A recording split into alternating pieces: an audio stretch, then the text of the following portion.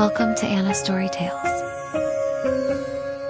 हर रात 12 शहजादियां कमरे में बंद होती थीं, मगर सुबह इनके जूते टूटे हुए मिलते थे। आखिर वो आधी रात को कहाँ जाती थीं? क्या शहजादा फारिस ये खौफनाक राज फाश कर पाएगा? बहुत पुराने वक्तों की बात है। एक अजीमुल शान सल्तनत का बादशाह अपनी 12 बेटियों की वजह से शदीद सदमे में था। वो अपनी बेटियों से बहुत प्यार करता था। एक अजीबो गरीब मम्मी ने इसकी जिंदगी अचीरन कर दी थी। हर रात शहजादियां अपने आलीशान कमरे में बखैर व आफियत सोने जाती। कमरे के बाहर पहरा होता, दरवाजे मुकफ्फिल होते, लेकिन सुबह इनके जूते ऐसे फटे हुए मिलते जैसे वो किसी खरदार रास्ते पर चलती रही हों। बादशाह की तमाम तदबीरें उल्टी हो गईं तो इसने पूरी मुमलिकत में ढिंढोरा पिटवा दिया।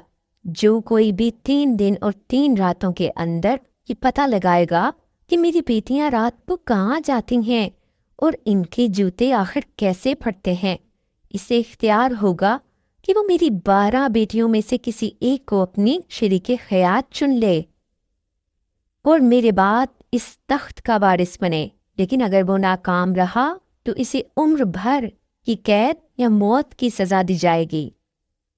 कई मकरूर शहजादे आए, लेकिन वो सब रात को पहरा देते हुए पुरस्रार तौर पर सो जाते और नाकाम होकर सज़ा पाते। इसी दौरान फारिस नामी एक नौजवान, जो एक दूर अफ्ताब रियासत का शहजादा था मगर हालात की वजह से सपाही बन चुका था, इसी शहर जा पहुंचा। वो जितना बहादुर था इतना ही नेक दिल भी। जंगल से गुजरते हुए इसने एक बूढ़ी औरत को देखा जिसका पांव झाड़ियों में फंसा हुआ था। फारिस ने घोड़े से उतरकर उसकी मदद की। वो औरत असल में एक नेक जादूगरनी थी। इसने खुश होकर फारिस को एक स्याह जादुई लिबादा दिया और कहा, बेटा फारिस, इन शहजादियों के पीछे एक बहुत जालिम जादूगर हजारी का हाथ है। वो अपनी ज़ेरे ज़मीन दुनिया से इन पर काला जादू करता है।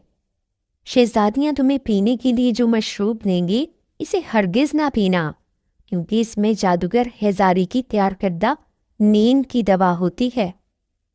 फारिस महल पहुंचा, बादशाह को अपना इरादा बताया। रात हुई तो सबसे बड़ी शहजादी एक सुनहरा प्याला लेकर आई।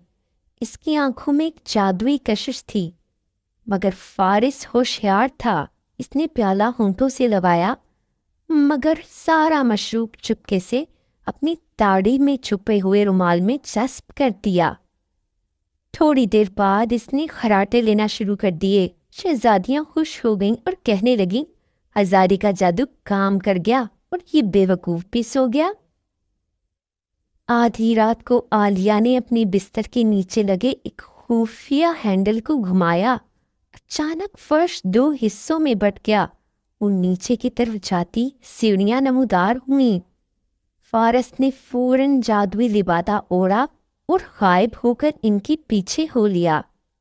नीचे उतरते ही मंजर बदल गया। फारिस के सामने पहला जंगल चांदी का था। इसने सबूत के लिए एक टहनी तोड़ी तो पूरे जंगल में एक दहकती हुई आवाज गूंजी। जादूगर हजारी की आवाज फजा में गूंजी, कोई अजनबी मेरे इलाके में दाखिल हुआ है। मगर शहजादी हजारी के शहर में इतनी मुब्तला थीं कि उन्होंने महज हवा का शोर समझा। दूसरा जंगल सोने का था और तीसरा हीरों का। फारिस ने हर जगह से एक निशानी उठा ली। आखिर में वो एक काली झील पर पहुंचे जहां 12 कश्तियां खड़ी थीं, जिनमें 12 साए जैसे शहजादे चला रहे थे।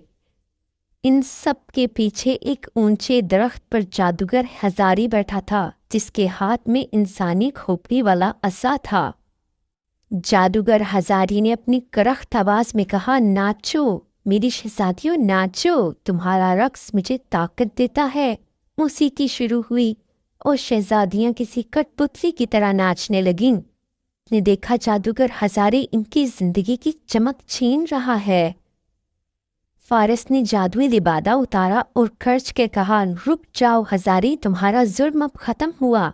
हजारी ने कहका लगाया, اور اپنا سا گھمایا جس سے آگ کی گولے نکلنے لگے۔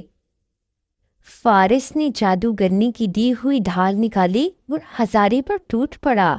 ایک طویل اور خوفناک مقابلے کے بعد فارس نے اپنی تلوار ہزارے کے اس جادوئی اسے پہ ماری جو اس کی طاقت کا منبع تھا۔